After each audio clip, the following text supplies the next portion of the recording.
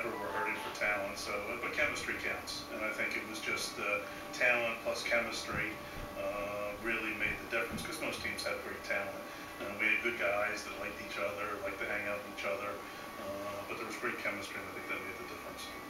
The team that would become one of the greatest in Villanova history was led by Howard Porter, a Wildcat Superman.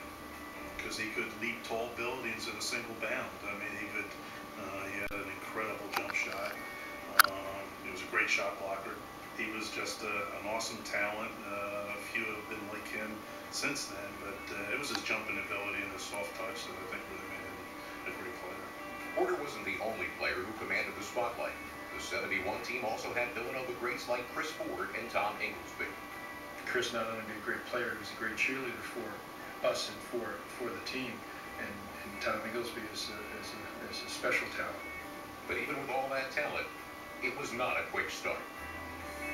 Yeah, we weren't on fire from the get-go, so we had our ups and downs. We went to Hawaii, I remember, at Christmas time, and didn't play real good out there. Had a good time, but we didn't play real good. And then we came back and we lost to Penn. Back then, Penn was in the top 3 in the country, so we sort of stubbed our toes with them. And it really wasn't until the last 5, 6, 7 games that we began to gather some momentum and really click and really believe in ourselves. And you know, timing's everything, and so back end of the season really helped us a lot. Those were special times for Villanova. They were very special times for us as a group, from the Penn game to the Astrodome. It was just something special. The rematch with Penn gave Wildcat fans a memory that lives forever and an iconic score. Yeah, 90-47 seems like it was yesterday. You could tell from the get-go they were real off and we were real on, and it just kept building and building. You sort of waited for them to make a run, just never happened.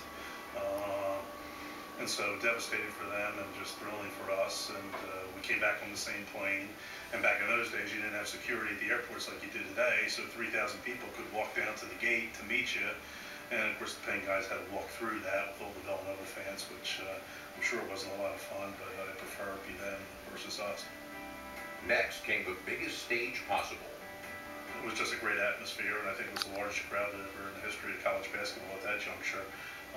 And so we played, back then it was a Thursday, Saturday venue versus Saturday, Monday that we have today. So it was Thursday night triple overtime, and it was just nip and tuck the whole second half, and took a break and we got it. Hank Simitowski, I remember, had just an awesome game, fouled out at the end in overtime, but a great win, and just couldn't quite keep the momentum into Saturday against UCLA.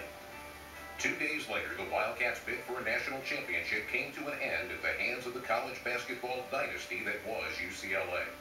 And despite the end of the ride, it was a postseason run that ranks among the greatest in school history.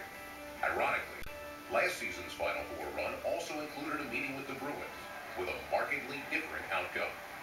I don't think it erased anything in terms of how we did, but we clearly want to see the kids today really do well, and they had a great game that day. And so it was thrilling. Just Jay's so inclusive of the past players in the current today program, and I think we were thrilled for them. And I remember walking in the locker room and the kids clapping for us when we came in, so it was pretty special. At Hoopsmania in October, Nova Nation paid tribute to all of its Final Four teams. The class of '71 was well represented, and their accomplishments remain etched in everyone's minds, even as time marches on. As my wife says, I can forget something for last week or even yesterday, but I can vividly recall those days, those games, those times. We thank Mike and Joe for being active and vital links to an amazing era of Villanova basketball. Well, that's going to do it for another edition of Inside Villanova Basketball.